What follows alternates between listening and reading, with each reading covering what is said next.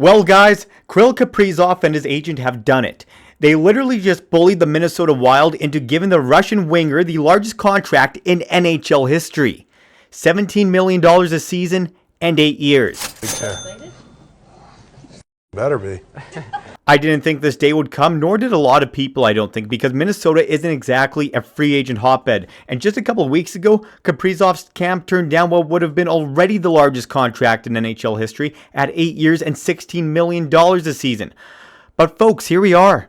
Look, give Bill Guerin some credit, the GM of the Wild, because the Minnesota Wild could literally not afford to let the greatest hockey player in their franchise's history walk out the door. And now that's not a shot at Mikko Koivu or Marian Gaborik, but let's be honest, look where Kaprizov is now in terms of points compared to where those guys were when their careers ended. Not even close.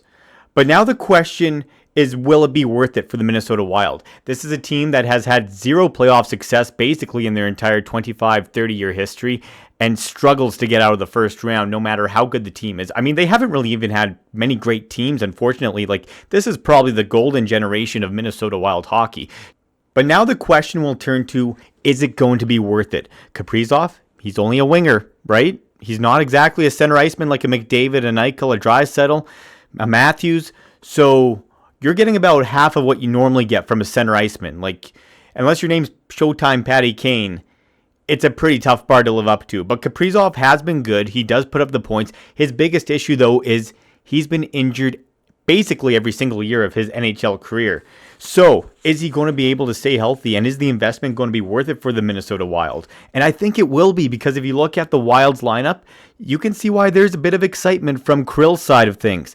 No, they don't have a superstar yet, but their average age on their roster right now, about 28 years old, and the core is still very young.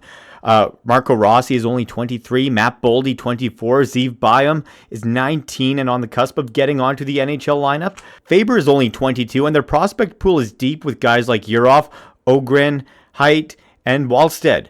These are just a couple players that are coming, and they've been very good at drafting the last number of years.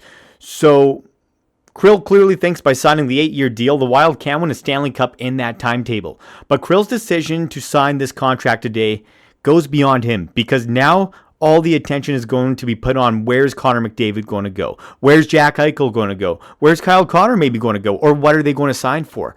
I think all those guys are going to end up staying with their teams, but for how much? Are they going to go money hunting because you don't want to be paid under Kirill Kaprizov?